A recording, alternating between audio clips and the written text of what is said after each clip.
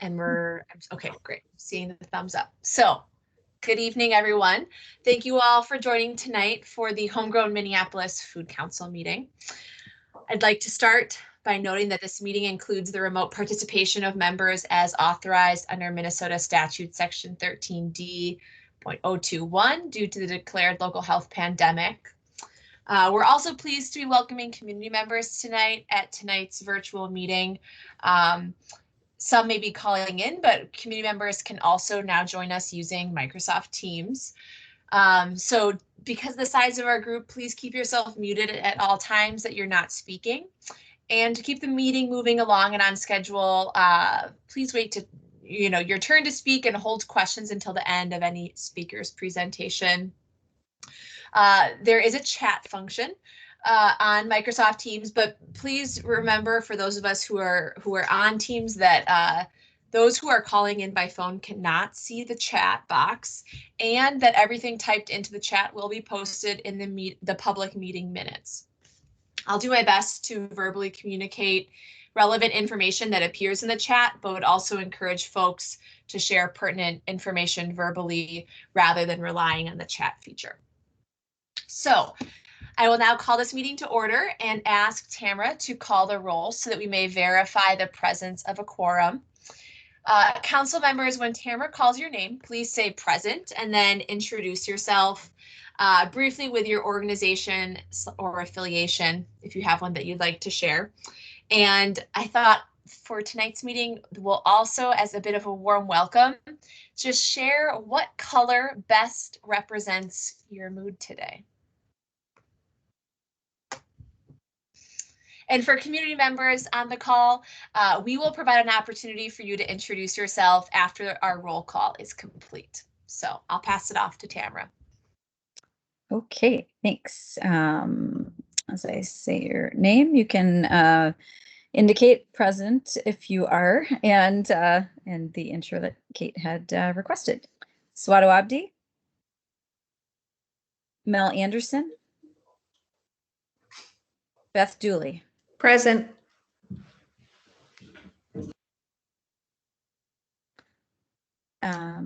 Andrea Eger. Nolan Green. Present.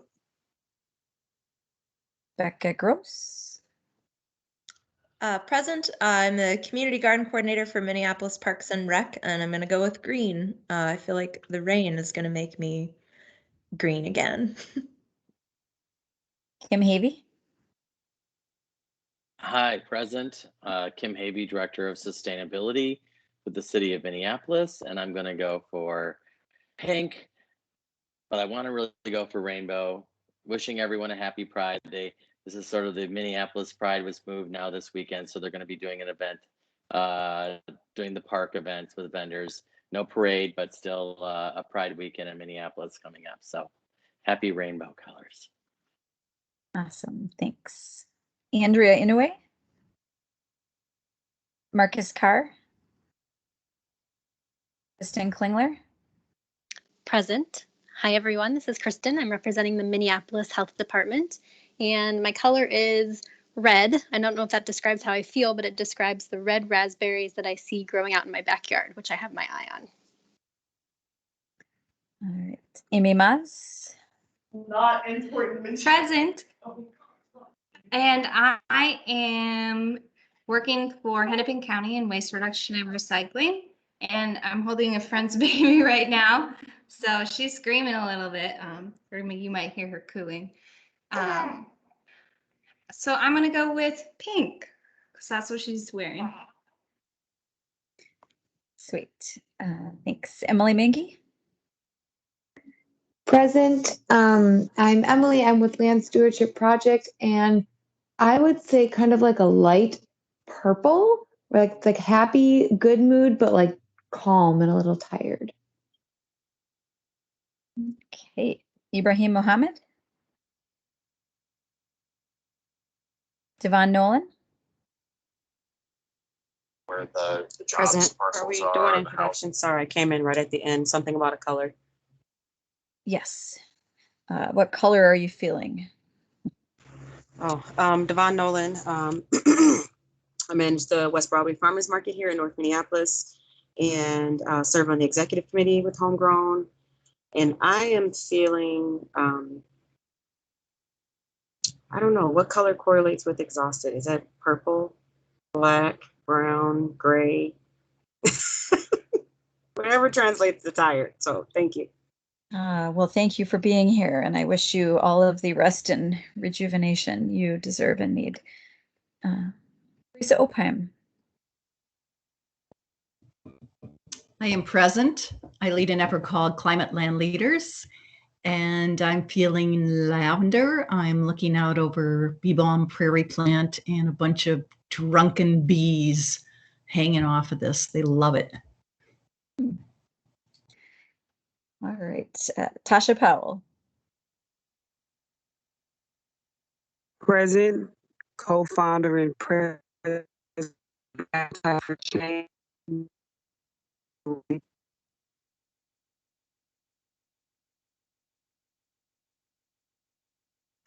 Well, you cut out, but I got the present, so that makes you official at least. I don't know if it's just me or others having the same impact. Okay.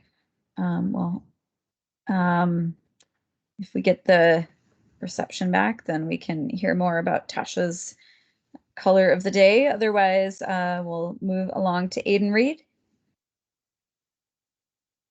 Helen Schnoe. Can you hear me? Nope, you missed me. This is Aiden Reed. Hi, everybody. I'm from the university. I'm a master's student at the University of Minnesota in the Center for Integrated Natural Resource and Agriculture Management. And today I would be feeling green, much like all of these plants that are coming out of dormancy and enjoying all this rain. Thanks, Aiden. Tasha, was there anything else you wanted to share? Can you hear me? Yes. I thought you said I cut it out at the present. So I'm Tasha Powell, the co-founder and president of Appetite for Change, and my color is purple for passion. Awesome. Great. Helen Schnoes. Hi, everyone. Helen Schnoes with the Minnesota Department of Agriculture. I was thinking mauve, not fully knowing it, but I think Emily defined that as tired and calm. And so we are on the same color wavelength. So thanks for this fun, interesting question today.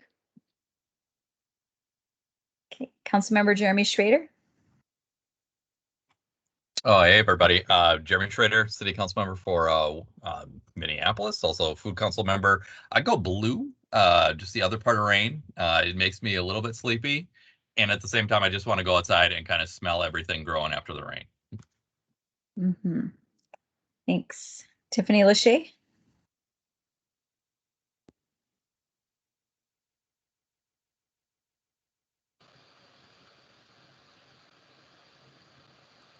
Present. I'm Tiffany Lachey. I'm a farmer and also a master's student in land and atmospheric sciences, so soil science student at the U. And my color is whatever a color would be for frustration, because I've been trying to reconcile some expenses with the U for about 3 hours now, and I'm really frustrated. Yeah. Ugh, sorry. Hope you can work that out.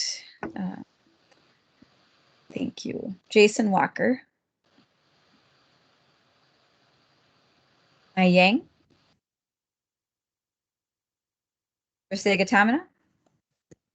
Present, and I am Sega. I serve at Pillsbury United Communities based in Minneapolis, and my color today is golden. Thanks. Co-chair Kate Siebold. Present. Hi, everyone. Kate Siebold. I work for Minneapolis Public Schools and serve as the Farm to School coordinator for the district and am co-chair of Homegrown. And my color today is I'm gonna go with a dark purple, which matches the radishes that I've been eating today for my CSA, and they're so good and spicy, and they've been extra good dipped in peanut butter. So if you've never tried radishes dipped in peanut butter, I'm just gonna say I highly recommend it. I know it might seem odd, but that's my Sounds a tip. little like a pregnancy craving, Kate, I have to say. It's a family thing. It's not just me. Okay. I love radishes and peanut butter. Never imagined combining them, but we'll give it a try. Thanks.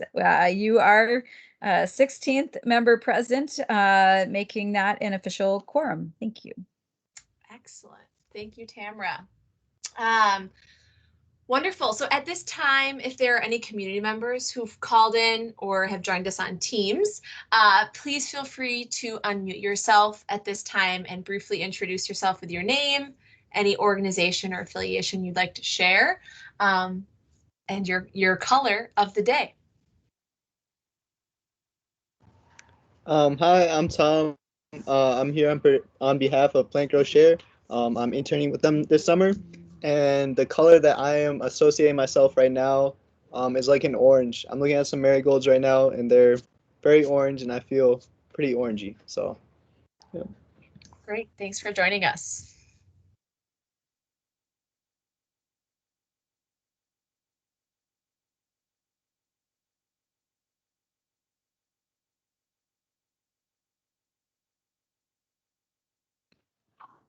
Hello, everyone. I'm Anissa Zinda. I'm a staff member at Second Harvest Heartland. I'm feeling very emerald green today. Love it. Thanks for joining us tonight.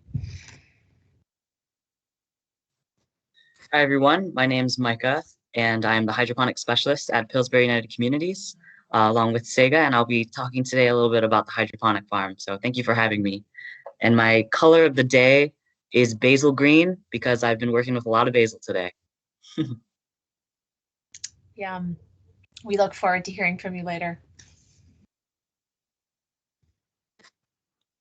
And good evening, everyone. This is Patty Bowler. I'm Director of Policy and Healthy Communities for the Minneapolis Health Department, working with Tamara and Kristen. And my color is, I'm looking at these incredible Mary Todd daylilies out in my back yard, and they're kind of a yellow golden color.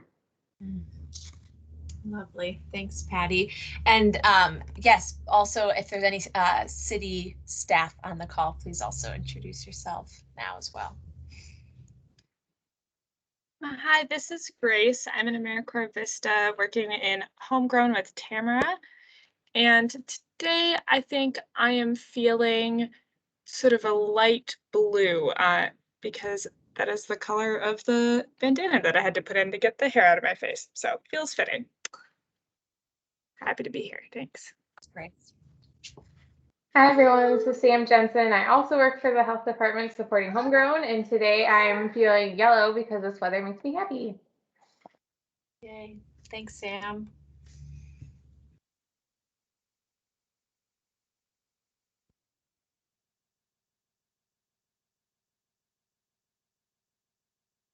Are there any other community members, city staff that haven't introduced themselves yet? Or any council members that have joined us late? I'm a community member. My name is Ann Ness, and I'm working on a global public health degree, and I'm really excited about urban agriculture. And my color is aqua. Great. Thanks for joining us tonight.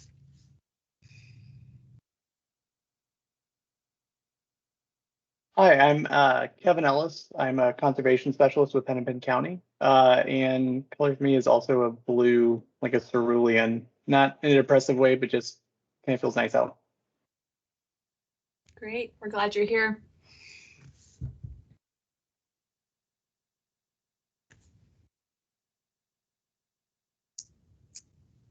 Okay. Unless there's anyone else that chimes in, we will move on. So thank you, everyone, for joining us tonight. Council members, city staff, community members. We will now proceed on to our agenda, a copy of which was posted for public access to the city's legislative information management system, which is available at lims.minneapolismn.gov. Our first two items of business is the adoption of our agenda for tonight's meeting, as well as the acceptance of minutes from our last meeting on June 9th. So this is still somewhat new, but we have learned that we can combine these two agenda items together if we receive a proper motion. So is there a motion from a council member to approve tonight's agenda and accept the June 9th minutes? If I have a motion, please say your name. Hi, it's Beth. I forgot to tell you my color, which is blue. Which to me is a very happy color. So anyway, I love the rain. So I make a motion. Wonderful. Thank you, Beth. Thanks for sharing your color. Is there a second? I second that, and I forgot to share my color, so I'm going with green because I just like when the rain hits and everything just kind of brightens up a little bit. It's really nice. Yes, perfect. Thanks, Nolan. I'm glad we could get your colors through this motion. So we do have a proper motion before us. Is there any discussion before Tamara takes the roll? Okay, with that, I'll ask Tamara to take the roll on this motion. So when you hear your name, council members, please say yay or nay to indicate your stance.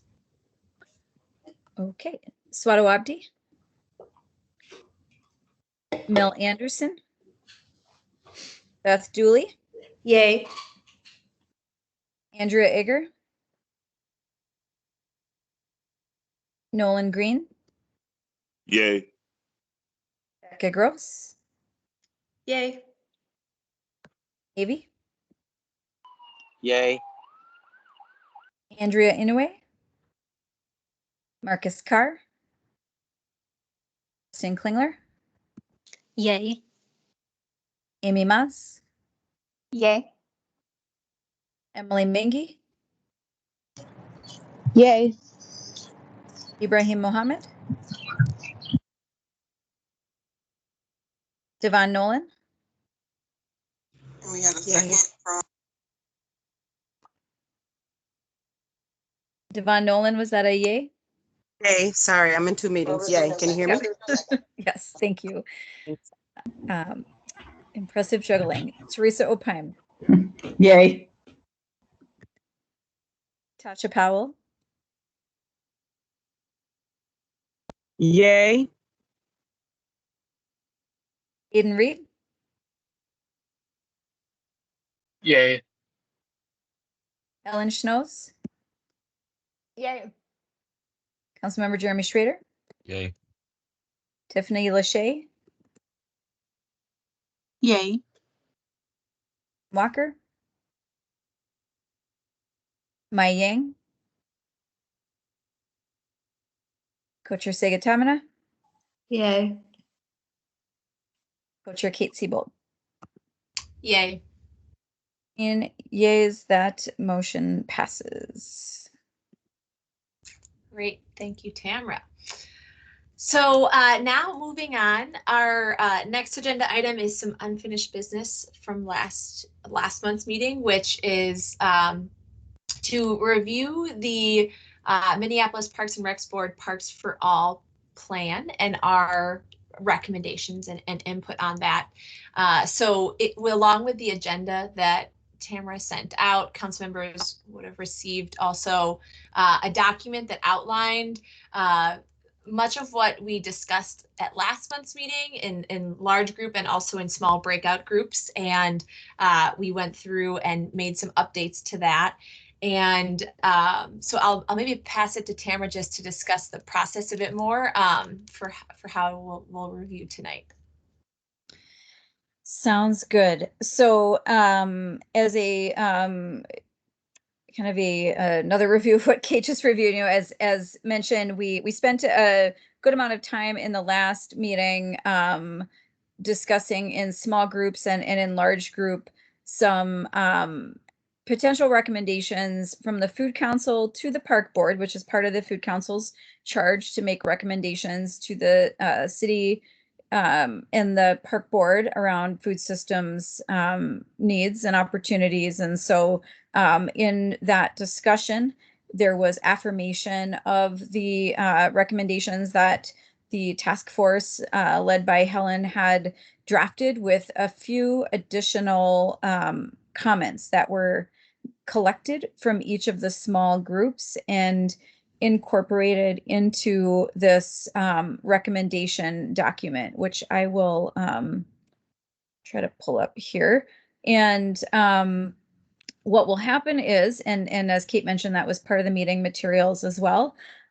We will, if there is approval as edited, we can look for a motion to approve and any discussion, or if we have some discussion prior to any motions, certainly we can do that now. But what would happen next is, if there is consensus enough to have a vote of approval on this document with any edits or as is, a letter would be drafted by the co-chairs that would accompany these recommendations and be sent tomorrow to make it in by the deadline for the park board on their comment period for the Parks for All plan. That letter would indicate these to be our recommendations and our interest in a discussion, if useful, in a meeting format, a small meeting with a representative of that plan to further elaborate on what we are recommending, if they would want to entertain and find that useful. But that would be our next steps here, that we would pass these along if approved by the group. If we don't approve them tonight, we don't have any more meetings before their deadline. So this is really our chance to approve comments or not, with the work that's been done in in-depth review of that draft parks plan. The comments that were given resulted in a small few additional of specific comments in the table, as well as a couple edits to the more broad-reaching recommendations at the top. So it might be good as a group to walk through the three recommendations at the top, and then we can look at the whole and see if there's anything that jumps out at anybody who had made a recommendation and sees it or doesn't see it in the I'm sorry, I'm trying to talk and pull up my document at the same time. So I'm going to just look at the document, and maybe if somebody, let's see here. Hold on one second. I think I'm nearly there. So we'll just, here we go. All right. Can you see my screen? So these are the draft recommendations if approved as amended. Number 1, increase programming spaces and funding to support healthy food access and nutrition security, community gardening, food entrepreneurship, and food skill building. With a further comment, this is well reflected in the draft plan, but could be more explicit and expanded in multiple places, including understanding and responding to unmet needs and specifically tracking geographic demand and working closely with the city to support long-term land tenure for community food gardeners, particularly in gap areas. So that comment was amended to include the focus on explicit tracking and particularly around the geographic areas and the gardening needs. Number 2, create and implement measurable goals and policies and elevate actions that support greater equity for BIPOC communities in the MPRB food-related activities, including emergency preparedness planning to accommodate community-based food pop-up distribution sites, reducing barriers and creating incubation opportunities for emerging food entrepreneurs in various contracting and leasing opportunities, and other actions that support BIPOC communities, including learning opportunities about traditional and current foodways. Again, this was amended to elevate the the active nature of the aspiration for supporting BIPOC communities in the ways that are elaborated on in the comment. the final recommendation here is to partner with Homegrown Minneapolis Food Council and related community organizations to advance this plan and track progress. We're interested in annual reporting of key indicators as you implement the plan and see potential alignment with our in-development food action plan and our garden lease program. So those are the primary recommendations, and below are the multiple precise comments and additional comments that were added. So at this point, we can open it up for any points of clarification about those additions that have been made in those recommendations or below, and or kind of anything that may still be missing or needing to be changed. Plant Grow Share would like to say a couple of things, just a couple of recommendations that we had after reviewing this document. First and foremost, we would like to provide a stipend to community members to coordinate each garden. We feel that like community members probably have the best feel in terms of what their garden needs, and to have like a primarily BIPOC team of community members to be able to do that is something that we're focused on. So that's number one. And then number two, if that's not possible, then just funds to support more staff for community gardens. Plant Grow Share saw a huge increase in community members seeking space to grow food to feed their families. And that sort of plays into our third recommendation. To be explicit, that community gardening is not a hobby, but a tool for neighbors to take charge of their food access. A lot of times in the community that we're serving, it's not like, you know, I have a garden on the side because it's fun or because it's cool, but it's like it really supplements diets. It really like is a necessary source of food for a lot of people. So we just want to make that explicit within the plan. So those are the three things that we sort of want to focus on after reviewing this document. Thank you. Can you clarify and confirm if in referencing the stipends for coordinating garden work, are you suggesting that in relation to the park board's garden program or the city's garden lease program? Just, I think, making sure we're clear on kind of how that recommendation was kind of formulated, just so we're clear there. Yeah. To the best of my knowledge, it would be so the people here, like, are you asking where the funding would come from or what it would look like, or? I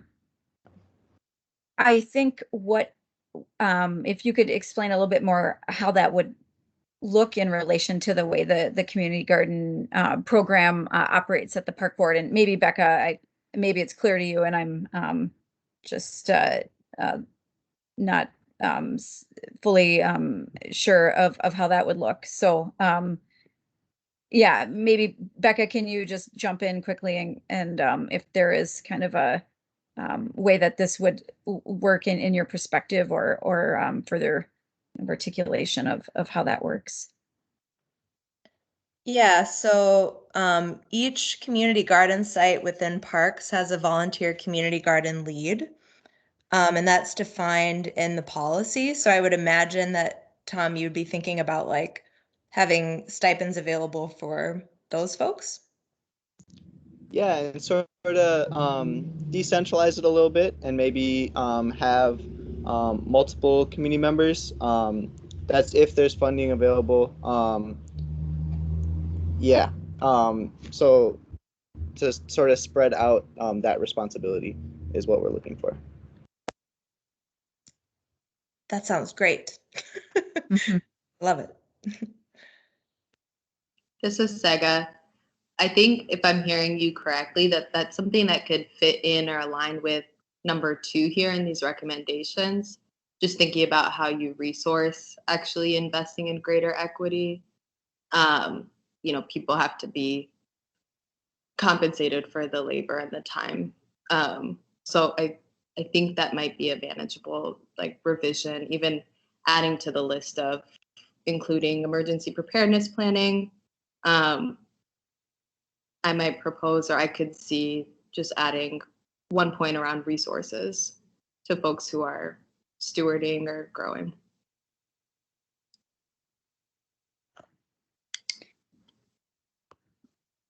So we would amend the recommendation number 2 to add resources. I'm sorry, I missed the full statement, just to make sure we get that for the record correct. Yes. Let me think about phrasing, including resources for individuals growing. I think maybe then that could capture both community members that you're talking about and then staff who are often under-resourced too.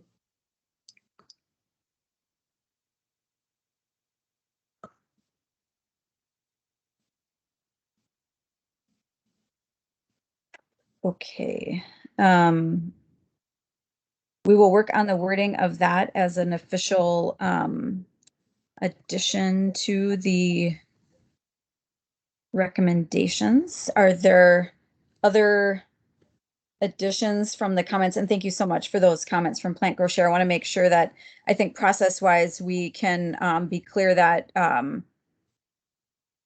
what we would be doing is probably having a food council member suggest any additions related to the suggestions being made. This would be something we would include in our minutes, but then for it to make it into the document, I think there would need to be, as with what Sega had just suggested, a something officially suggested to amend the language in the letter. Otherwise, it can show up as a comment in our notes. I see Kim's hand up. I think we saw it at the same time. Yeah. I just wanted to ask a, question about whether you think the idea of, talking about soil health and expansion of the tree canopy is a way to counteract, climate change and impacts to climate change, like, urban heat island effect, et cetera, would be part of maybe goal 6. It isn't really mentioned in this. And I know like with our stuff, we're not really, it's not necessarily food, but it has a, it has a connection, of course, with the life of our soils and our plants. And then, so I don't know if that's something we'd make recommendations on, but I'd like to see support for, and I know they're doing a lot of talking about this, but expansion of tree canopy, expansion of like doing remediation with soils, with biochar and things like that, that helps plant growth, and also with stormwater retention, a bunch of other stuff. So do you think that's part of recommendations that would come from the Food Council?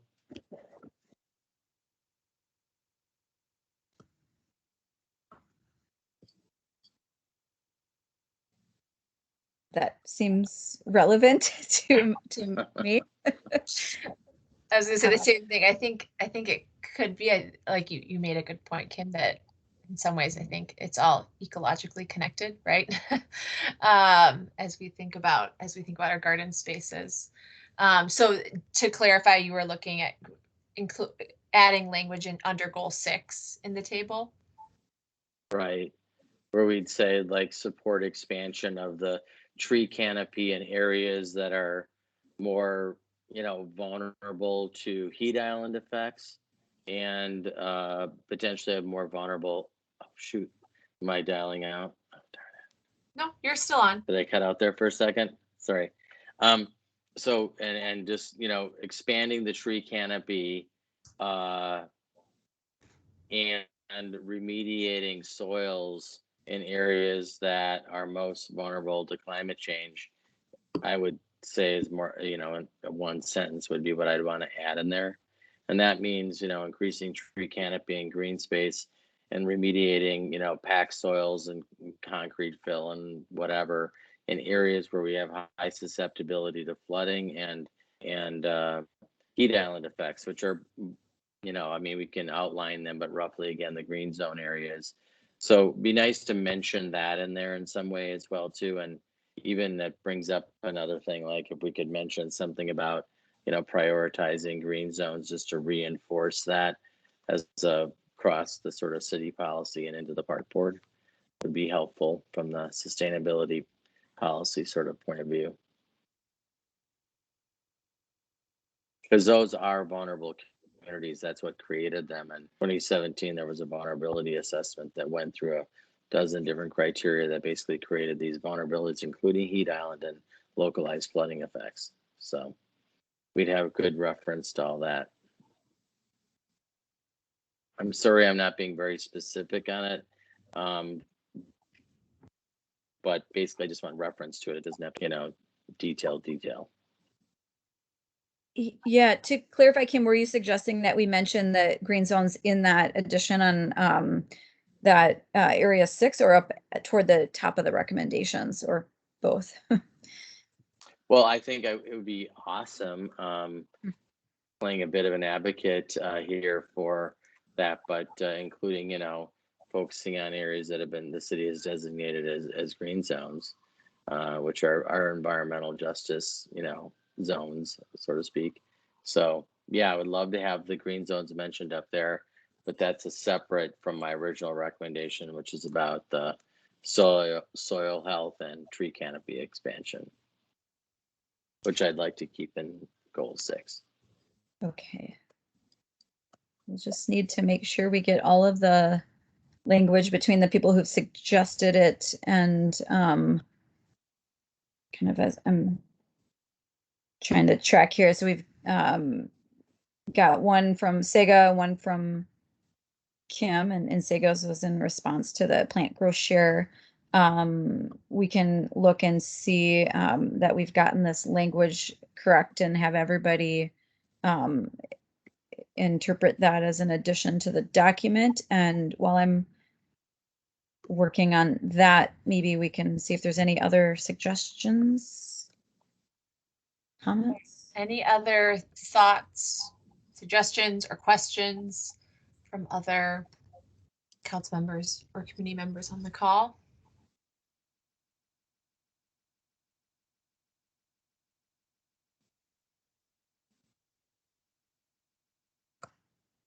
No. Okay. Sure, we get this language correct then, and then we would be, if there was somebody who wants to propose a motion on the letters with these additions, that would be the next move once we've gotten our language right. And so just to reiterate what Tara mentioned earlier, it would be a motion. I hope I get this right. My understanding is it would be a motion to approve these recommendations and this document, including all the recommendations with the 2 additions that we've discussed, and that then co-chairs Sega and I would send a letter tomorrow with these recommendations in them to the Minneapolis Parks and Recreation Board.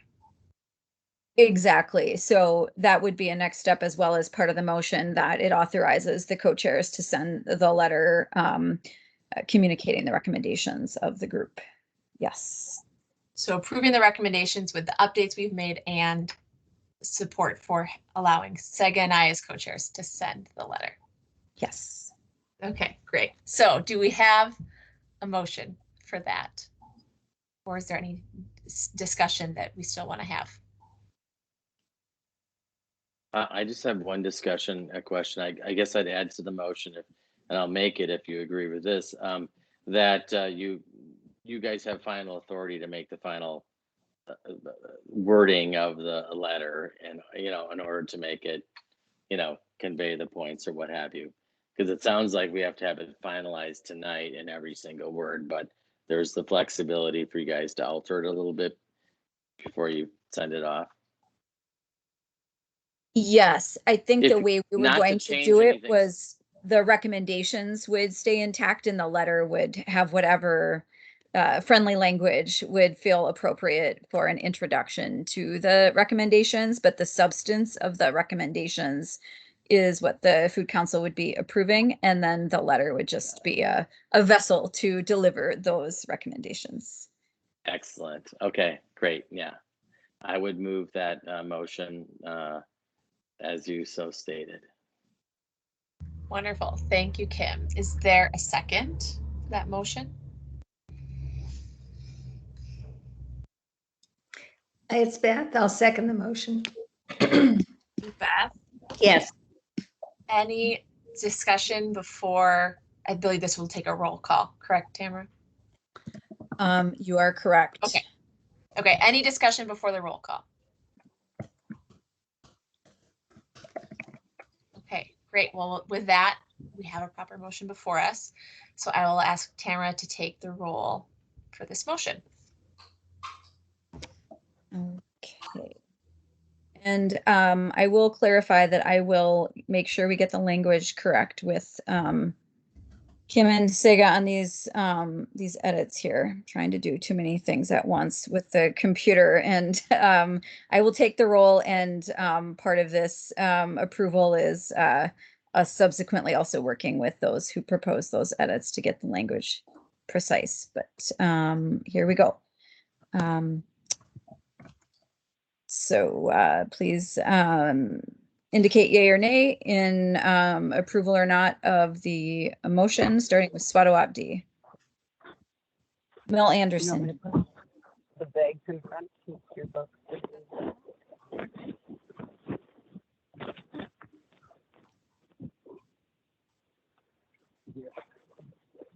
Beth Dooley. Aye. Yes. Thank you. Andrea Ager. Nolan Green. Yay. I left a one. Becca Gross. Yay. Kim Havey. Yay. Great Inouye. Marcus Carr. Kristen Klingler. Yay. Amy Maz. Yay. Emily Mingy. Yay. Ibrahim Mohammed. Devon Nolan.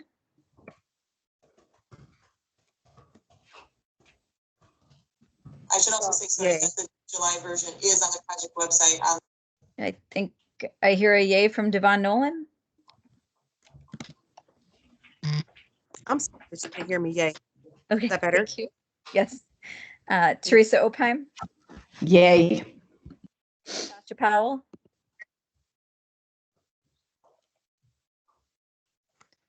Tasha Powell.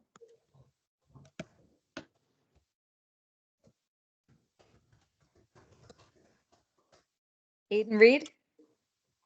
Yes. Ellen Schnoes. Yay. All right. Councilmember Jeremy Schrader. Yay. Tiffany Lachey. Yay. Walker. Mai Yang. Co-Chair Segatamina. Yay. And Co-Chair Kate Siebold. Yay. That motion passes. Wonderful. Thank you, everyone. I think these will be really wonderful recommendations to pass on to Minneapolis Parks and Rec. And I want to say a special thank you to Rebecca Gross, Helen Schnoes, who first took the deep dive into the park plan to come up with initial recommendations for us that we discussed at last month's meeting. And thank you to all the council members that provided input into this final document that we'll be sharing, as well as community members who also shared input. So Sega and I will work on getting a letter together and submitting these official recommendations. So thank you, everyone. It's an exciting team effort that we were able to do. It's fun to get things done despite being completely virtual.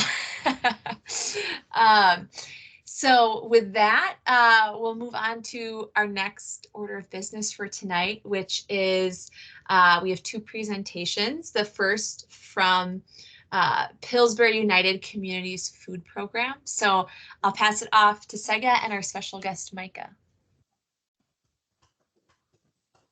Awesome.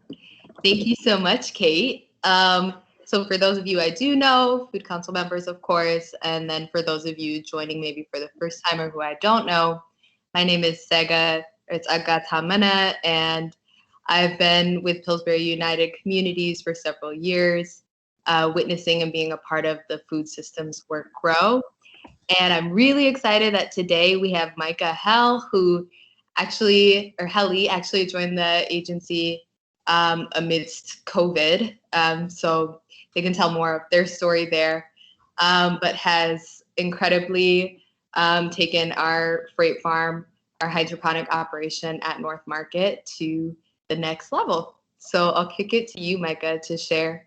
And then I hope, Tamara, if you would be able to share screen on the video that Micah will share after introducing a little bit.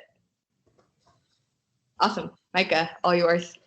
Thanks, Sega. Hi, everyone. Can you hear me? Excellent. So thank you for that introduction. My name is Micah, and I'm the hydroponic specialist at PUC. Kind of stepping back a little bit, PUC has been around for a really long time. They're working to co-create spaces and health in a bunch of different aspects of community life. Specifically, I work in the urban ag branch, which we say is working at the intersection of emergent and emergency food. Today, we'll be focusing more on the emergent side of the food. So we run 5 community gardens, which is actually managed by Melissa Trent, who some of you may know. And then I run the indoor hydroponic farm. And my work is centered really around 3 core pillars, that being education, commercial operation, and then evaluation. So for the education aspect, we own a hydroponic farm, and we are really trying to do something fun. We are piloting a hands-on curriculum to try to get kids in Northside into a farm to get hydroponic farm management skills. We teach business entrepreneurship, how to launch a food brand. We also touch on plant science and everyone's favorite, food safety. The other part of my work, we are operating a commercial operation, meaning we have partnered with Twin Cities co-ops and grocers, and we sell packaged leafy greens such as basil and lettuce.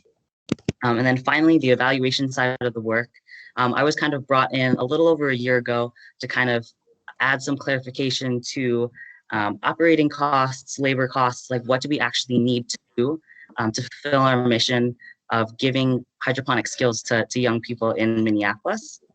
And really what energizes me in my work is how can we inspire the next generation of urban leaders to think creatively about the future of our food system and their place within it? And also, how do we empower them to start asking questions of the food system as a whole, specifically around hydroponics? Who's benefiting? Does hydroponics really make environmental sense, financial sense? Where is hydroponics being taught? How can we kind of increase access to education on the topic? And what communities might benefit from education on hydroponics? So that's just a little bit of an intro. I would love for all of you to come by and actually visit the farm, but we did shoot a video that I'm hoping we can share. It's a virtual tour of our farm, which is located at North Market in Camden, Minneapolis.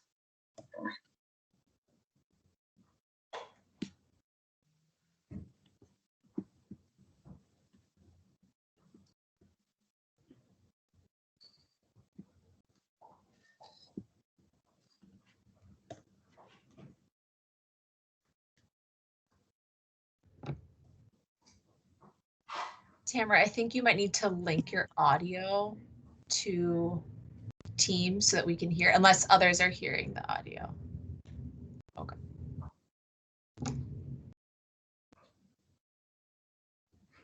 And I think you do that at the top with like the 3 dots, if I recall correctly.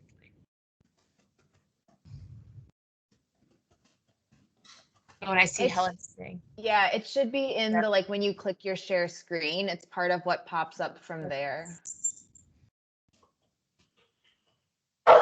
No.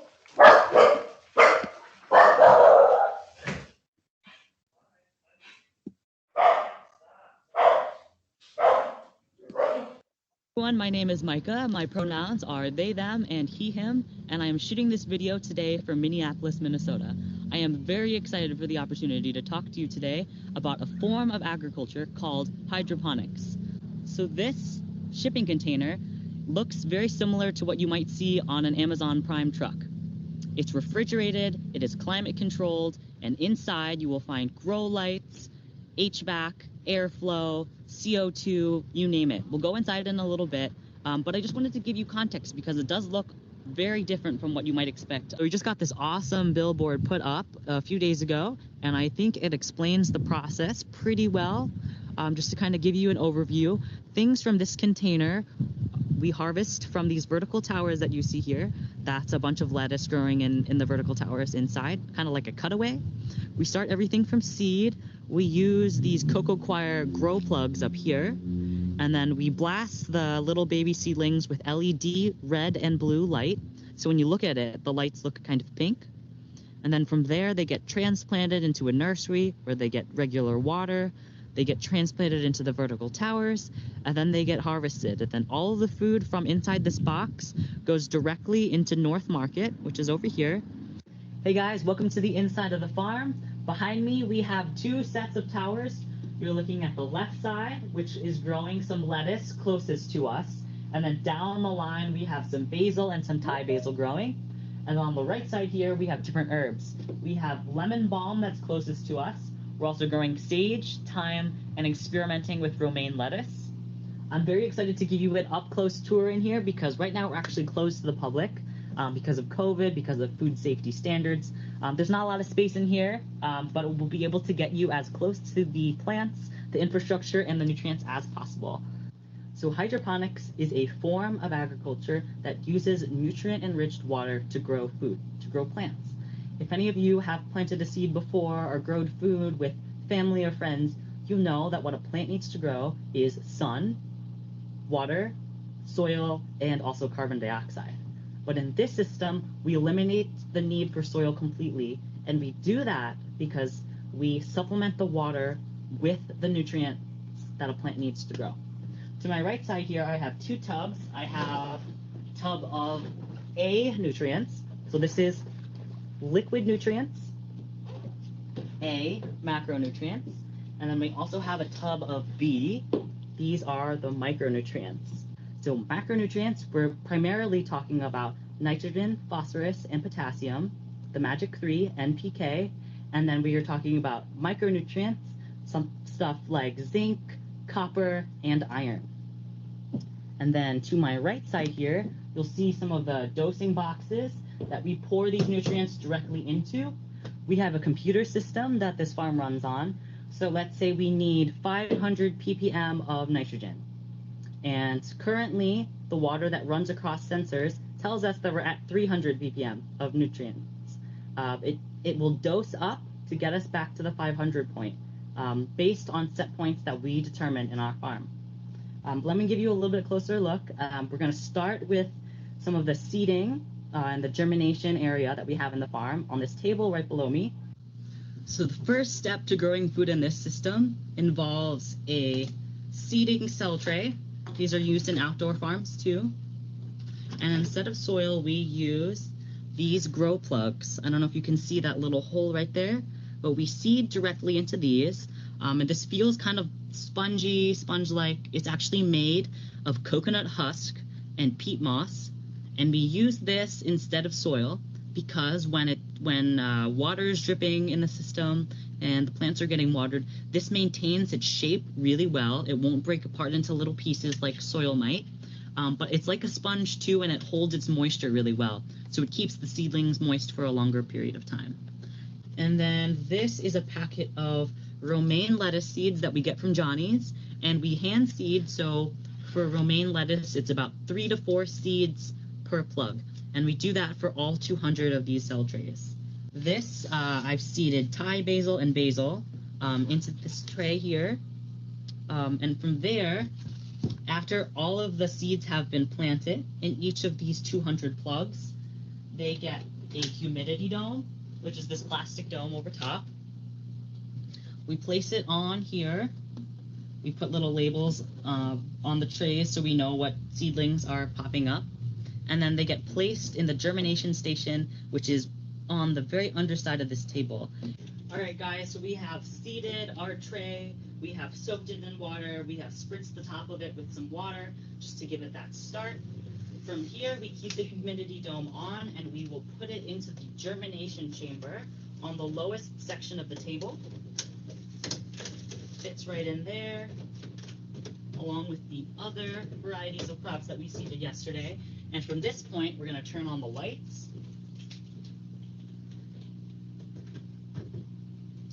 First, we have blue wavelengths of light, and then we have the red wavelengths of light. The blue and red wavelengths of light are part of the visible light spectrum, and they will appear pink in your video and in real life. So what a plant needs to germinate in terms of wavelengths, red and blue wavelengths, that's all a plant needs to germinate. So what happens is the seedling trays sit in this lower level, the germination station, for 1 week. When you see the first leaves pop up, they get moved from this level to the nursery, which is this second level. You'll see that this level has a little bit of thickness to it, and that's because this whole level fills up with about 3 inches of water every 12 hours to give the plants up here water every 12 hours. All right, so after that first week on this bottom level, they're up here, all the trays, and then if I zoom in a little bit, you can start to see some of the foliage and leaves pop up. This whole level is filled with seedlings at different age ranges. So I think that it's probably easiest to compare the same variety, the same crop, next to one another. So this is a tray that's 1 week old. This is a tray of sage that is 2 weeks old. And this is a tray of sage that is 3 weeks old. So looking back, you can definitely tell the difference that 1 week, 2 week, and 3 week make on size of the seedlings and foliage development. You can even see roots starting to grow out of this cocoa coir plug from this sage seedling. And if you go down the line, there is root development, but is not as prominent. That's 2 weeks. So after those 3 weeks, it's time to transplant from those seedling trays into a vertical tower. So I'm going to grab a few sage transplants that I did a few weeks ago and show you what that kind of looks like. So right here, we're looking at sage transplants that are about 2 weeks out from their first harvest. So we'll have 2 more weeks to grow in here. They spend a total of 3 weeks in the towers growing out, and then they are harvested on that 3rd week. So what we're looking at is vertical towers. On the outside, it is a PVC type plastic, all food grade safe, food contact safe. And then on the inside here, we have a BPA free foam. And then inside that, we have a felt wicking strip. And the seedlings are transplanted directly into these towers from the seedling trays, nestled in between the felt and the foam at a 45-degree angle so they don't drip. So all of these towers, there are 256 in the farm, all racked on these hooks up there. But if you can see some of the black nozzles, so this PVC white tube, water drips down the black nozzles, down the backs of these towers. It hits this wicking strip at the very top, and if you ever felt wet felt, it evenly distributes water from the top of the tower to the bottom, making sure all of the seedlings get the water and the nutrients that they need to grow. And then if you look on this side, we have arugula growing here, Thai basil, and then a little bit further down we have Genovese basil. If all the towers are used, this would be equivalent to about 2 to 3 acres of outdoor grow space, which is about 2 to 3 football fields end zone to end zone for a visual. The nice thing about this container, though, is that even though we are growing about 2-3 acres worth of food, it all runs on about 5 to 10 gallons of water per day, which is extremely efficient. I'm going to take you towards the back main tank and kind of show you how irrigation is pumped throughout the farms. So this is the giant 140-gallon main tank. We get our water directly from the city. Inside, you'll see some of these air stones. That's the bubbling. And the air stones are there to oxygenate the water, to give the plants oxygen at the roots. And over here, that's just the main sump. And then in there is the main pump, which is the main artery of water to the farm. So you see this big white tube. This is how the farm gets water. So water is pumped up from that bottom of main tank through this network of PVC pipes where it's teed off right there. And then there's a red handle over here. That's one PVC line that runs over the furthest side of the farm. Then there's this PVC tube. And then on this side, it gets teed off over here too. Down all over top of the plants. And then this is the final curtain PVC. So water is distributed over top of all 256 towers in the farm. So there you have it, guys. That is the seed to harvest. The beauty of this farm is that it can run 365 days a year because it is climate controlled. I have all of the fans turned off right now, so you can't really hear much except for some of the air stones in the back of the main tank. But you have these red fans above.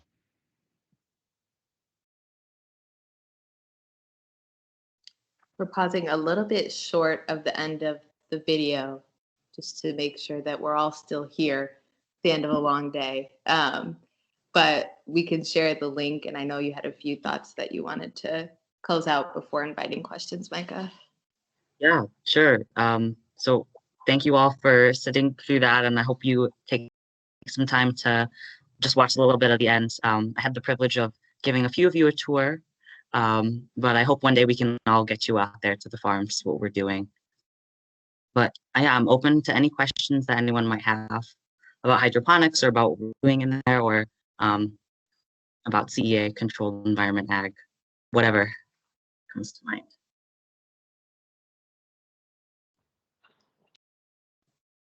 This is Patty from the health department. Have you done like a return on investment in terms of costs? It just seems like you're saving so much money and growing food, growing maybe more food. Mm-hmm. Is there a research study or anything? There's probably research out there, but has Pillsbury done anything? Yeah, great question. Honestly, one of the leader in researching this type of modular farm is Cornell. They have an ag school that has done a lot of specific research on return on investments for freight farms, which is the type of farm that we have. But that's something that is really exciting about my position, because before I was kind of working in the commercial space as like a little hand. I didn't really have any access to finances or, how much are we spending on CO2 or light per month. And now I'm in a position to have that clarification for myself so that I can share it with our leaders to see if it makes sense to scale or at what point it makes sense to scale. A great question. It is a big, it's a big mystery. It's not widely publicized out there, but it's something that we absolutely need to understand in order to make the industry more transparent. We also had a question come in the chat, Micah, which was, do you like working inside? Lots of farmers say they farm to be outside, which is why Teresa was asking. Great question. I will say there are no natural lights on the inside of the farm, which can get a little tough, but I actually started working outdoors at a regular soil farm, and I fell in love with working in the greenhouse where things were more controlled when it rained, the heat levels. So just from a sustainability standpoint, for my own ergonomic health and well-being, I like being indoors in a controlled environment. I wish we had natural light. That is the one thing that I do wish we had.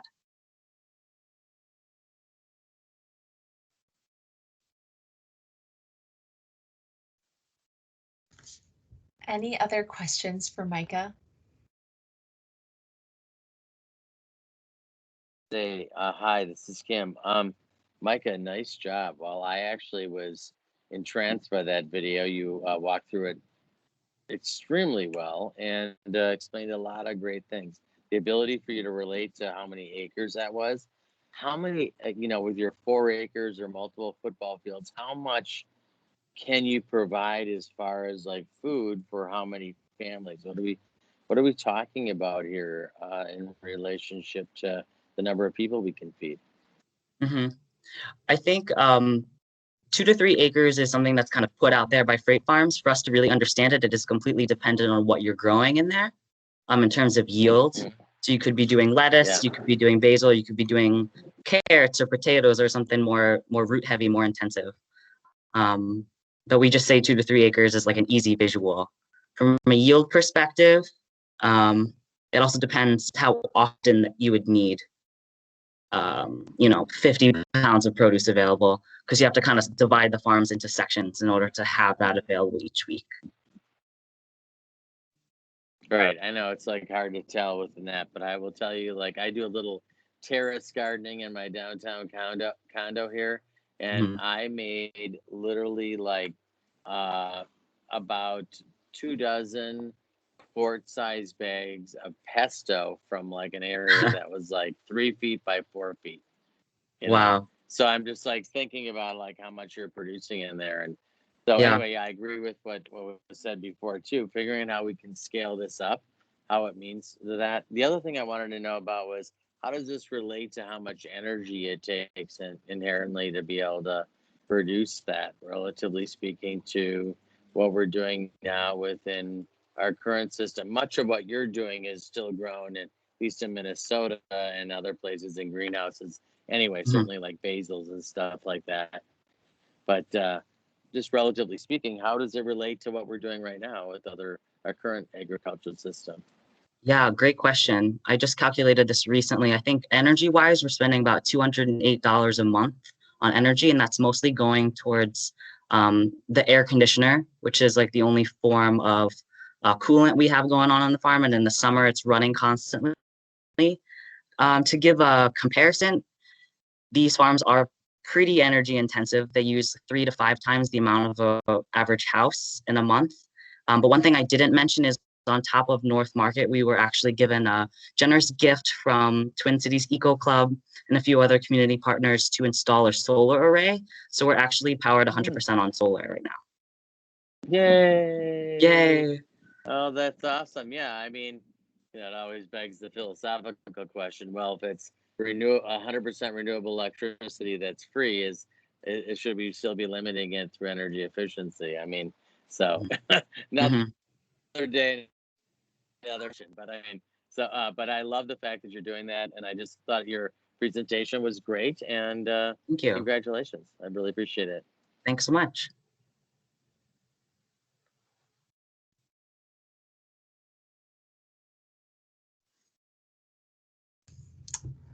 Any final questions for Micah?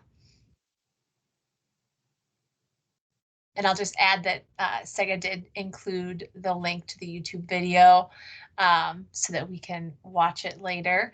And I see one question came through: where can folks buy or taste the produce? Yes. Right now we're selling directly into North Market in Camden, so that's up north on 44th and Humboldt, but we're also in Eastside Co-op with our lettuce and our basil, and our brand is Kindness, and it's like an orange label.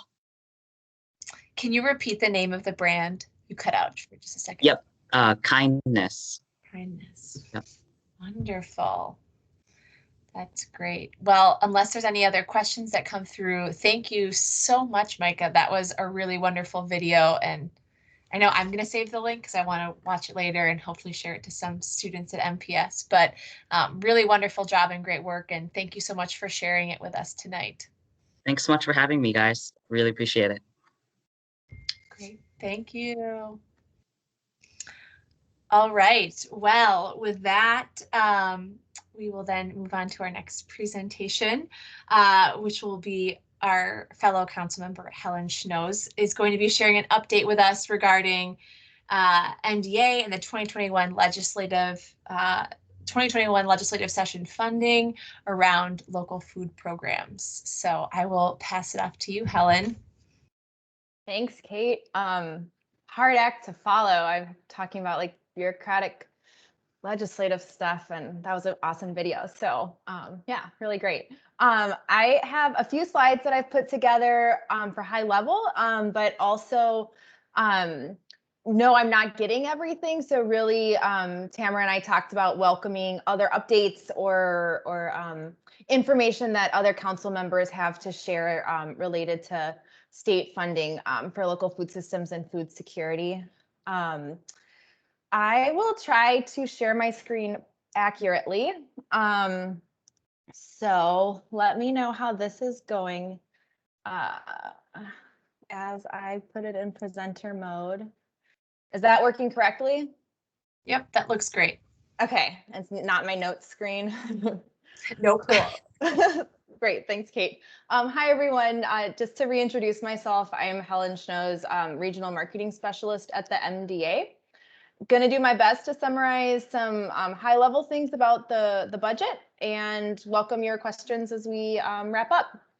So we just finished the legislative session on June 30th, and July 1st through June 30th of 2023 is the biennium, the 2-year budget that we are now in for the state of Minnesota. So at my agency, the Department of Agriculture, just to kind of orient, let's see, here is a glance of what our budget looks like for that time. We at the MDA are a small agency. I believe it is accurate to say we are less than 1% of the state budget and possibly closer to 0.5%. So gives you a sense of how big the state is. Just as background on what all your Department of Agriculture does, it is our mission to enhance Minnesotans' quality of life by equitably ensuring the integrity of our food supply, the health of our environment, and the strength and resilience of our agricultural economy. Here you can see our different divisions and areas of work broken down. The work I do is on the promotional side. So my colleagues and I try to help grow farm to school programming and give away grants and provide technical assistance and really work on that capacity building side for our farmers and food businesses. Others in the agency have a regulatory role. So they're really making sure that rules are being followed and that food is safe and plants are protected, and we're managing invasive species and noxious weeds. So it's a really wide-ranging agency, but some people don't recognize that we have that regulatory role in addition to the promotional work. That being said, there are some exciting updates related to local food and food security that I wanted to highlight in our MDA budget.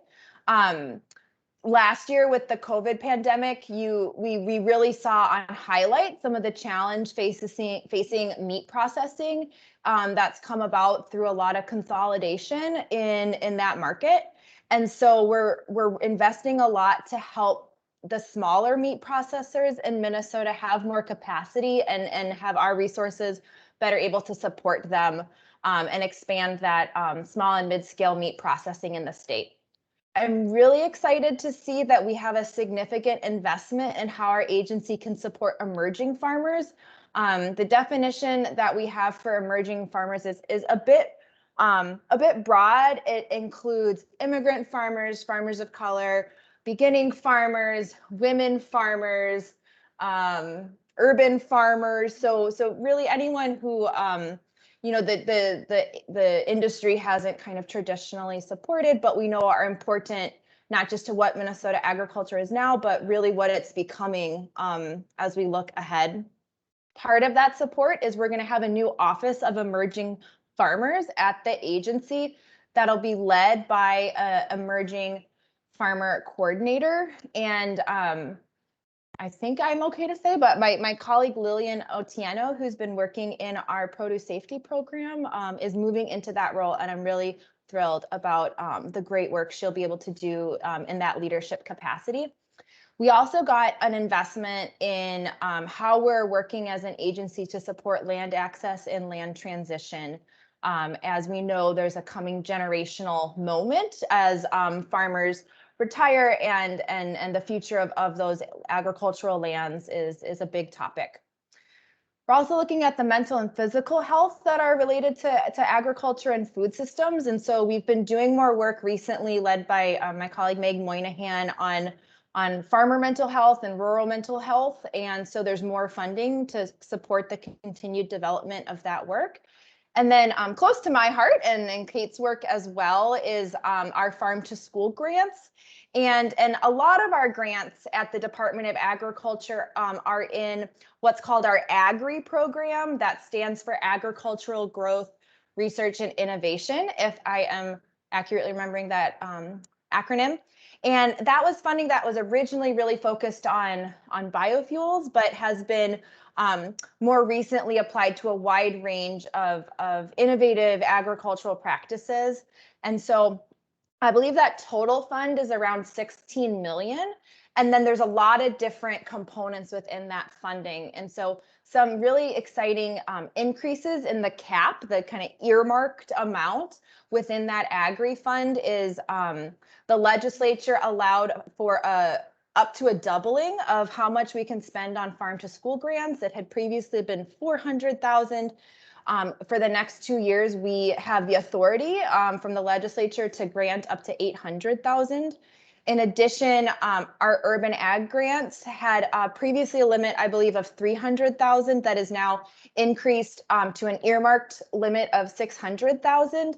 And then also there was a slight increase for our Agri-Good Food Access program, which helps retailers invest in in-store equipment to better be able to sell healthy local food.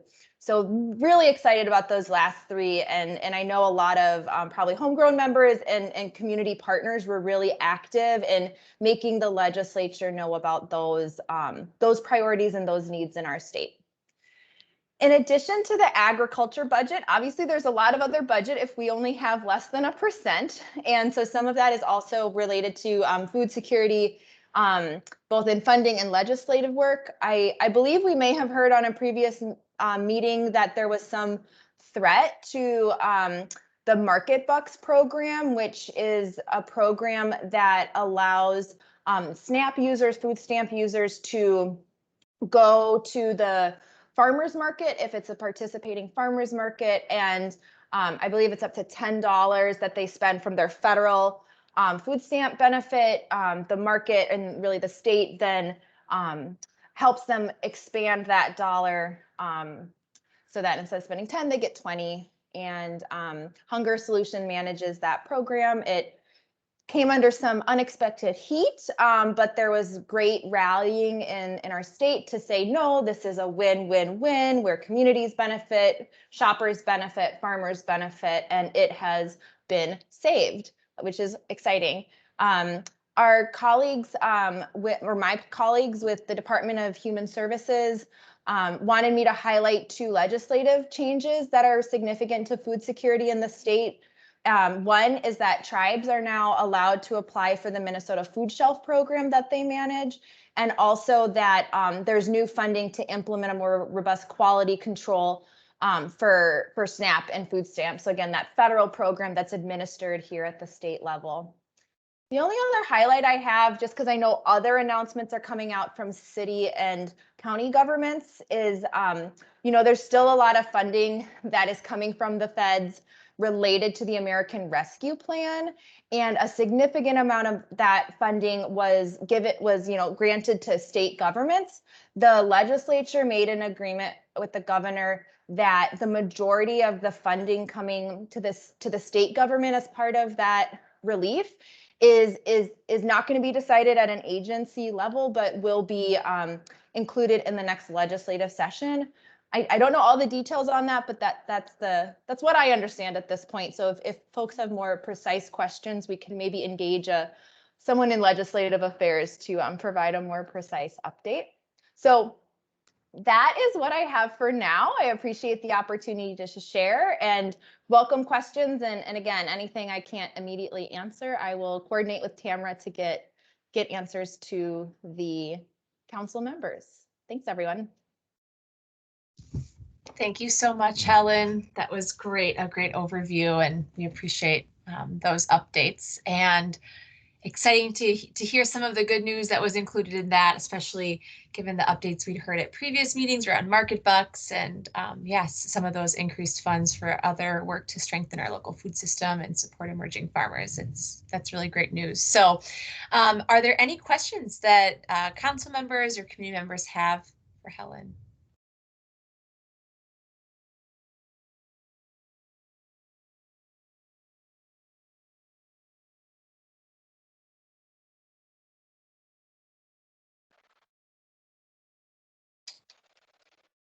Hi, this is Kim. Say, Helen, how much is the total amount that families can get through the market bucks then on a weekly basis? You said $20, but is that like a month or a week? I believe that the answer is $10 a week. And so then you get 20 total to spend, and that's weekly. I don't know if Devon or someone else more connected to farmers markets knows more. I can definitely put the program information in the chat so that my speculation is not our only source. Yeah, I just wanted to sort of get it like relatively like how much that is, you know. But yeah, if it's $20 a week, that's something. Sorry. Hey. For so long, Councilman Penny. That's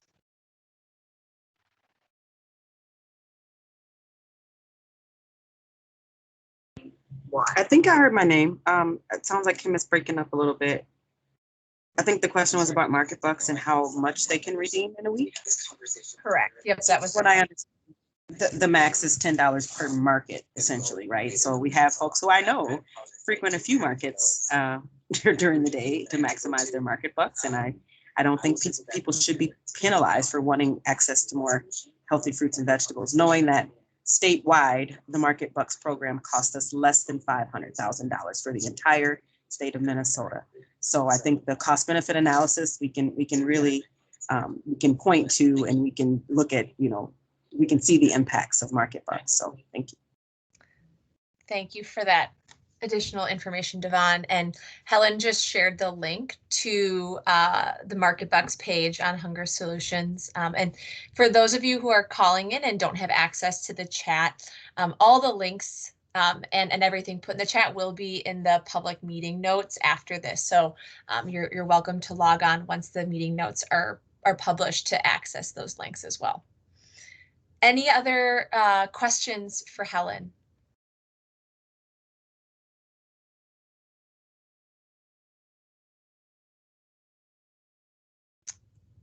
Okay, wonderful. Well, then we'll move on. But Helen, once again, thank you so much for the updates. We really appreciate it. And yeah, we'll move on now to the discussion portion of our meeting, which will be led by Tamara and Sam around in-person meetings for city boards and commissions, and we'll be doing a brief poll. So I will hand it over to them, and an exciting topic considering how long we've been meeting virtually. No doubt.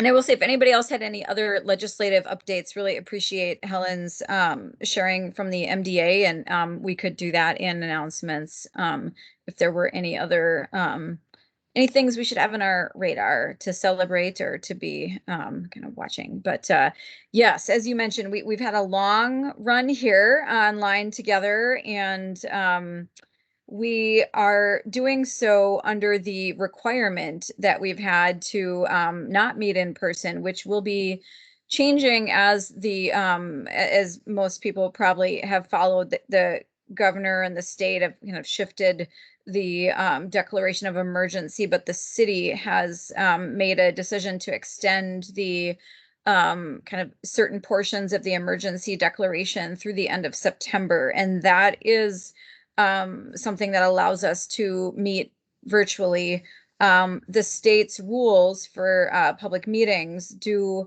once this emergency officially is ended, require us to meet in person. And if we are not meeting in person, there's a number of accommodations that would need to be made for that hybrid meeting. So Sam has got a few kind of just a bullet point overview of what we were kind of hearing from the clerk's office, and has the Menti poll links. We'll just do 2 really short and sweet questions to give ourselves a sense of how we're all feeling.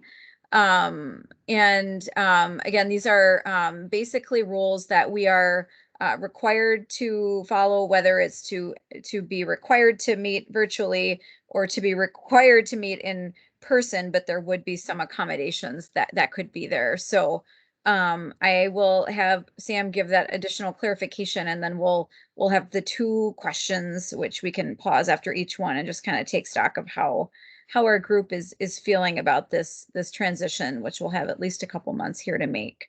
So Sam, if you are available to come into your audio. Yep, we're good. So like Tamara said, we are just passing on guidance from the city clerk's office. If there are any questions about this, please just let us know. It's just a big change for all of us since we've been doing this for so long. So basically all of the prior regulation that happened during emergency times for public meetings required everybody just to be heard. But going forward, everybody must be heard and seen in order to participate remotely. So that's a requirement. That's just how it's going to be in the future. And then if as a group, as the Food Council, we decided to offer remote participation, at least one member of the group would have to be at a regular on-site meeting location. And at that meeting location, we have to have the technology for everybody to be able to see and hear that person and whoever joins them at that location. And then everybody else must be seen and heard at the location. So essentially, any place where we choose to have a public meeting that also we would allow remote participation also has to have the technology available to be seen and heard in person. So it's just a little more, requires a lot more of a meeting location versus just any public space. And then again, all that applies to members of the Food Council. It only applies to that. If you're a member of the public that's listening right now, you can participate remotely just with audio, like calling in just before, like you did with any other public meeting. That's still accessible to you. And then there are a few exceptions. They are really trying to limit this. So this is verbatim, so it's a little bureaucratic, a little legally, but a board or commission member may participate remotely without opening the location to the public 3 times a year for the following reasons. So if you are a member that's serving in the military and you're at a required drill, deployed, or on active duty, you can participate remotely without the other requirements. And then this is mostly related to the current pandemic peacetime emergency, which was extended through today.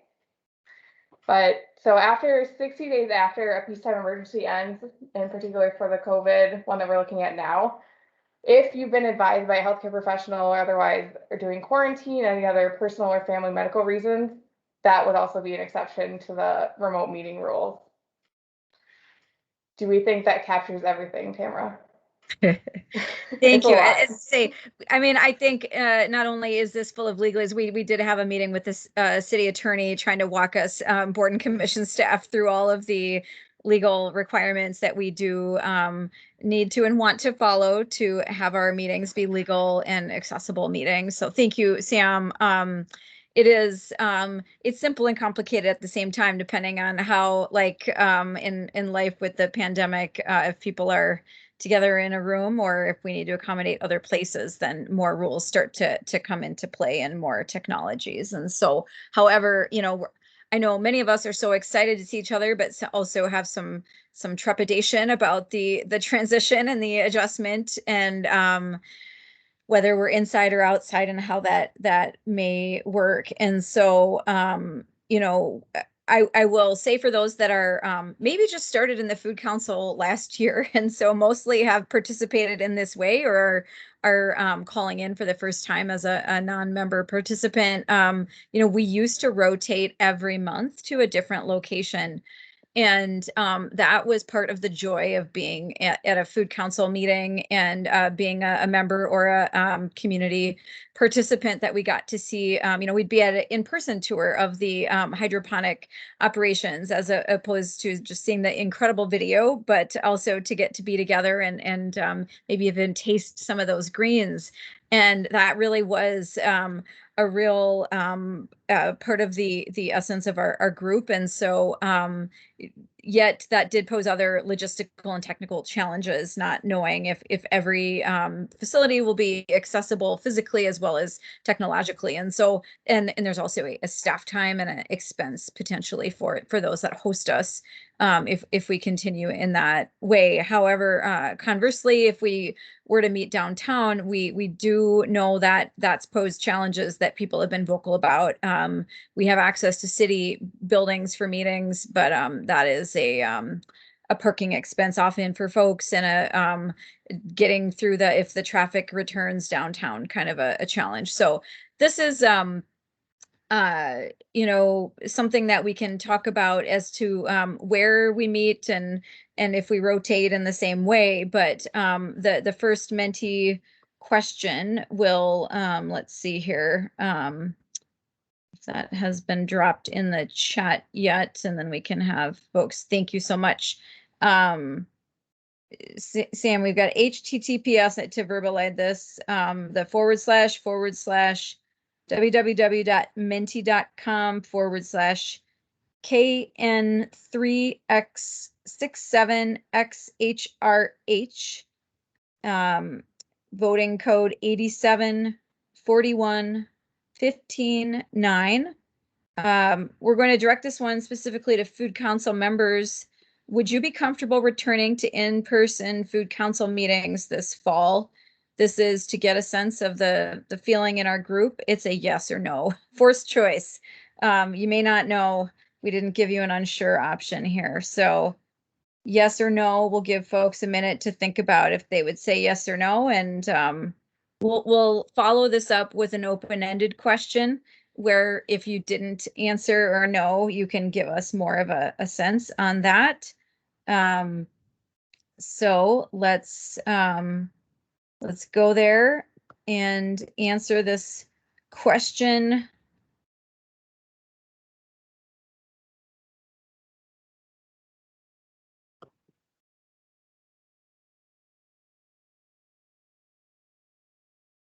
The second question will be, please share any thoughts, comments, or concerns on returning to in-person meetings. And anybody can answer this, whether you are a food council member or not.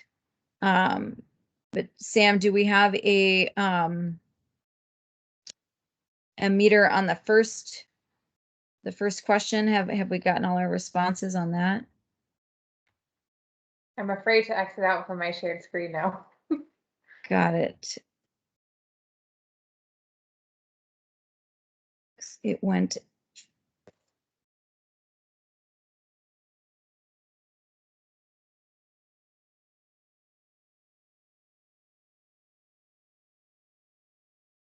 So we'll give the opportunity here to continue adding the comments, and then we'll look at our responses to the first one and kind of review together. I think since we can all see these as they're coming in. I can't wait to see folks in person is the first comment. It is still simply not safe yet. People are still getting and dying from COVID. Something big would be lost if we couldn't do community tours to different locations. All members should be vaccinated to attend or wear a mask. None. Safety of unvaccinated folks. Confusion, revaccination, boosters, burden for parents, likely bringing children back to schools in person in the fall, accessibility for community members at large. Could there be a seasonal approach, more virtual in winter? Hard to know now what will be happening with variants, longevity of vaccine effectiveness, etc. Meeting indoors may pose risks. I am confused by the rules. What are the rules about hybrid meetings? Offering some virtual option to increase access for parents and those without transportation. Flexible in case of another wave of illness. If people live with anyone who is immunocompromised, would there be a hybrid option? So I will kind of elaborate in a couple ways on some of these questions as people are still typing in any other comments, that we will be required to go back in person with at least one person at the site. And with that opportunity, if we chose as a group to pursue it, that if we had a remote option, people would have to be able to see and hear each other if they're members. And so Sam described the kind of legal language around the exceptions that could be made about the seeing and hearing, but somebody's on site at a designated address, and we would have the technology then in place wherever we are, so that we could all, in participating in discussions, it wouldn't just be you can hear, you would have to be able to see and hear. People would have to dial in by video from wherever they are, and whoever is leading the meeting, or the one on the kind of lead of any discussion, has to be able to be seen and heard. So that will be our requirement if we aren't just simply in person, which I am certainly anticipating there will be people that wouldn't be comfortable. And so just to be very forthcoming, we're still figuring out how we would do that and how that may look, and what our options are. And there's another meeting scheduled for a couple weeks from now with the clerk's office, and we're getting ongoing briefings about our requirements and trying to understand them. So Kate, I see your hand there. Yeah, just to a clarifying question to make sure I understood. And did I also hear that, so we will be moving back to in-person meetings if we offer the option for members to attend remotely, that also members can only miss 3 meetings in person? Was there, am I understanding that correctly, that there was a limit to how many meetings you could attend remotely, unless you qualified for some of the other exceptions listed, like being in the military? Right. So there is currently a 3 meeting rule for any member as it stands. And then they've tried to articulate what those kind of excused absences would look like. And there's that military, or if you're kind of ill, then that would be another exception. And so there are, and that would be an exception to the opportunity to be able to see and hear each other, or to be in person. So if somebody dials in and you can see and hear them, then they would count as present if we've offered that technology option. But we just have to go into this, if we're going to do it, offering an effective way for people to see and hear each other. And maybe we're at a meeting space, and we have to just, I don't know, tilt the computer. I can anticipate the audio and video will not be ideal. As some people may recall, we had some video, that wasn't live feed, where we were recording and then after the fact posting it during our kind of Food Council Action Plan presentation meetings. And there's a lot of equipment to carry around if we're not in the same room downtown each time, as well as just getting the audio and the video in that way was really challenging. So I think that this seems like it'll be an important thing for us to navigate, knowing people's legitimate anxieties about being in a room together. So whenever it is, it may feel quick whenever it happens, and understanding that, wanted to get a sense of how many people are excited versus concerned, or both, right? Which I think many of us feel all of the emotions. So it looks like we've got 10 out of the votes taken, 10 yeses and 1 no. If somebody didn't know their answer, then they may not have responded.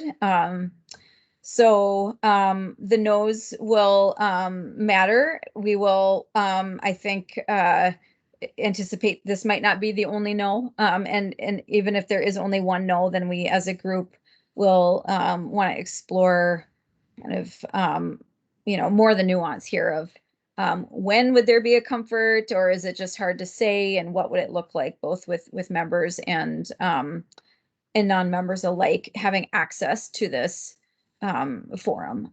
And I think there's some things that we can do as a follow-up to this, since we can't, cover it all, and it's already 7:19 in this meeting space right now, but thinking about the things that maybe we've gained and maybe found might be worth keeping going forward, if we can figure out a way to do that. Some of the comments there alluded to that, like the ways that maybe we've gotten more participation from some folks who have kiddos they're transporting, or other barriers to participation, being out on the farm and you can call in, or whatever that might be. So I really do appreciate that maybe we've gained some participation through this as well, and it may not just be the question in relation to COVID, but some of those other life commitments that people have. So this isn't the only time that we'll give information or give a way to weigh in, but it is helpful to see these comments. And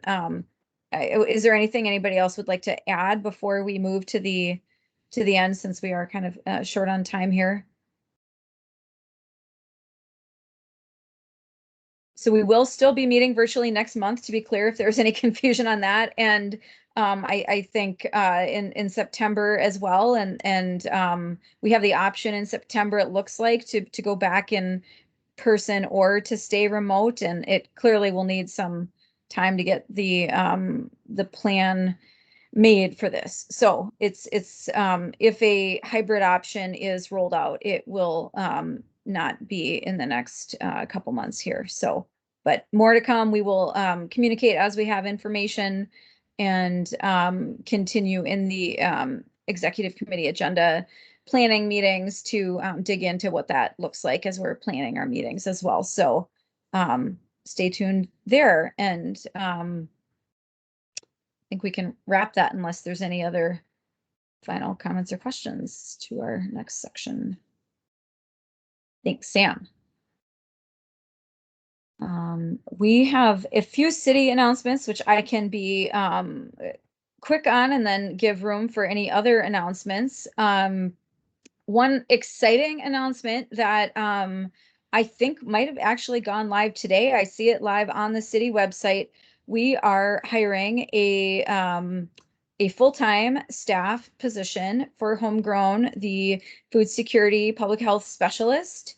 And that will be open, I believe, for the next couple weeks, and it is posted now live. I did check on the city's jobs page, and this is going to be a very exciting and important role in helping us to administer funds for food security that we are really appreciative to have supporting our local food system with a CDC grant that the health department has, and some of those ARPA funds as well. And Patty, if you want to add anything, I would be happy for you to join in here. I think, as Patty knows, and many others, I think we are certainly going to benefit from having more capacity in the Homegrown team, and very, very excited to have this role come on board and help us do this important work supporting. Yeah, I was just trying to find the link so I could put it in the chat. But if you go to the city's webpage and go to jobs, city jobs, you'll see it. And I can't remember when it closes, Tamara. Oh, there we go. Thank you, Grace. Yep. But if we really hope that you will promote this opportunity. Thank you. Yes, it does. Let's see here. It says that it is open through the 27th. So a couple weeks to check it out and help spread the word, please.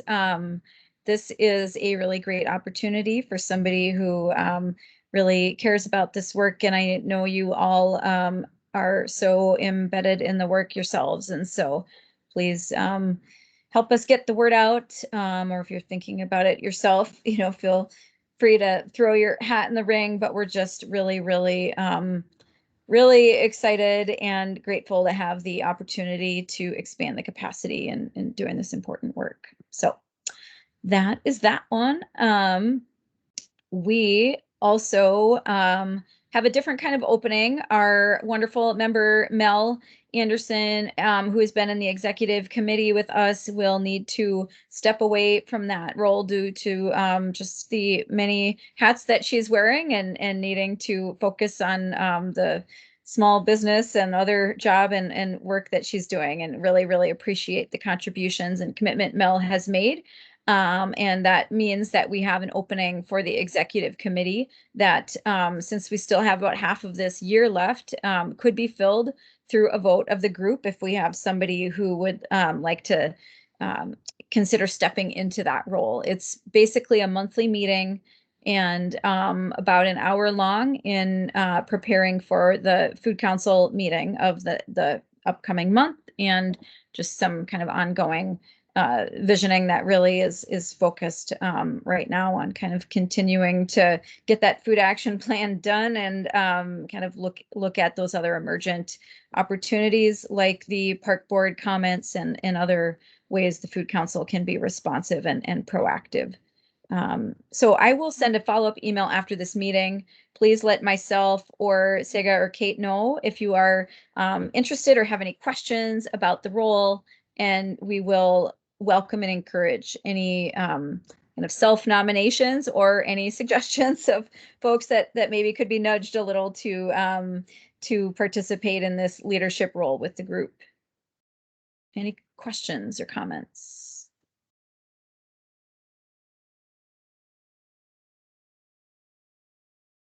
Okay. Feel free to follow up with any questions or comments after. The other update is that I just can't believe it, but it is already just about time to consider whether you will apply to continue for 2 more years as a Food Council member. I will echo what I said previously about how it usually has been as a Food Council member, not virtual.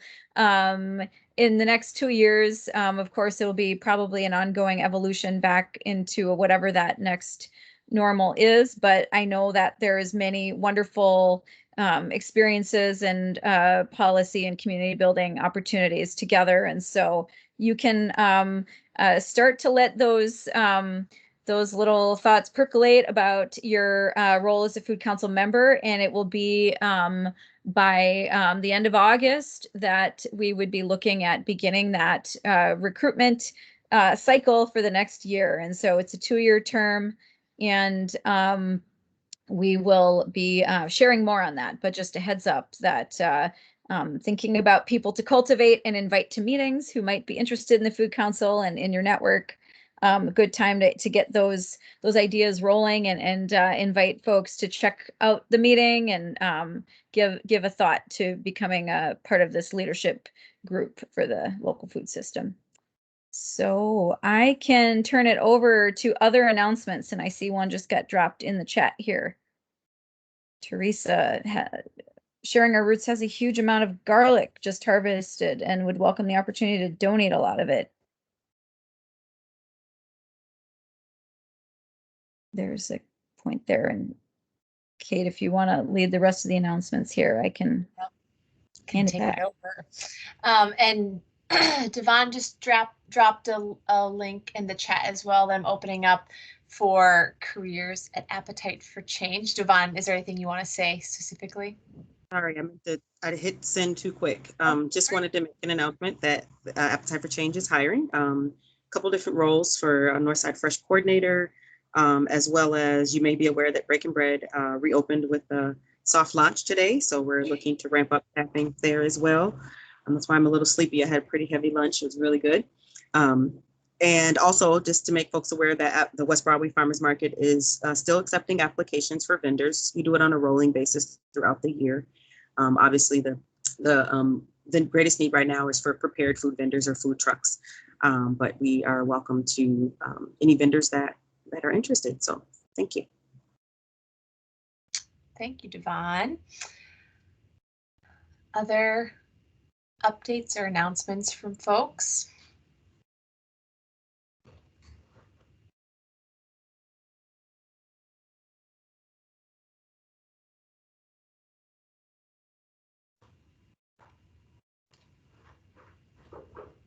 I have a quick announcement. This is Tiffany.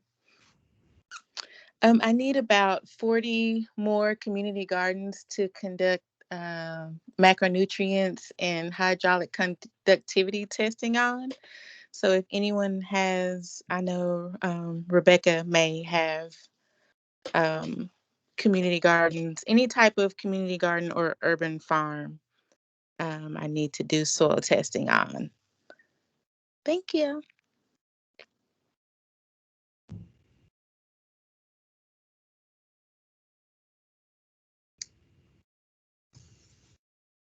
Anything else from folks? Yeah, this is Amy from Hennepin County.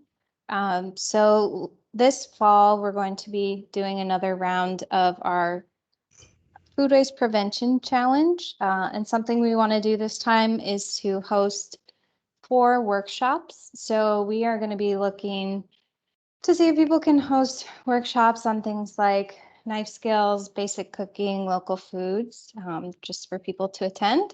So if that sounds like something that interests you, or you know someone who would be really great for that, I would appreciate if you come my way.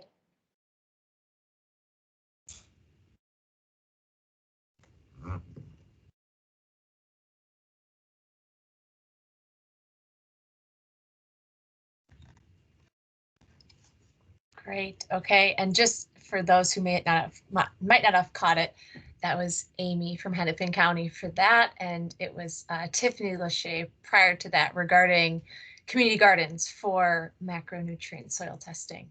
So reach out to them if you have any leads. And I'll just share a quick update. Some of you might have heard at the beginning, but I will be having a baby very soon and starting maternity leave likely in the 1st or 2nd week of August, and we'll be out through the end of October. So we'll be taking a step back from some things, including some food council work, but I'm not ruling out the option that you might still see me in case you know, I can't stay away and want to see you all, whether it's in person or on Teams. But I'll say many thanks in advance to Sega, our wonderful co-chair who will be helping while I'm out, as well as Tamara and the great executive committee also for their leadership. And yeah, I'll see you all soon, but probably not in August. Take your time. So exciting. Congratulations. Any final announcements from folks? Otherwise, we're at 7:31 and we can wrap this up. Okay, I'll take that as we're good to go. So with that, we've completed all. I make a motion to adjourn? Yep. Oh, sorry, there's a little bit of a delay. Were you ready for a motion, Kate? No, that's great. I was just about to say, I think we have, unless there's any objection, we can declare the meeting adjourned. I don't even think I actually need to take a formal I motion. always do that. I always just want to make a motion. It's not necessary. It makes it official. Thank you. Y'all have a great night. Thank you, everyone. Our next homegrown meeting will be August 11th at 5:30 p.m. So thank you all for joining tonight. Take care, and we'll see you soon. Thank you. Thank you. Thanks, everybody. Congrats, Kate.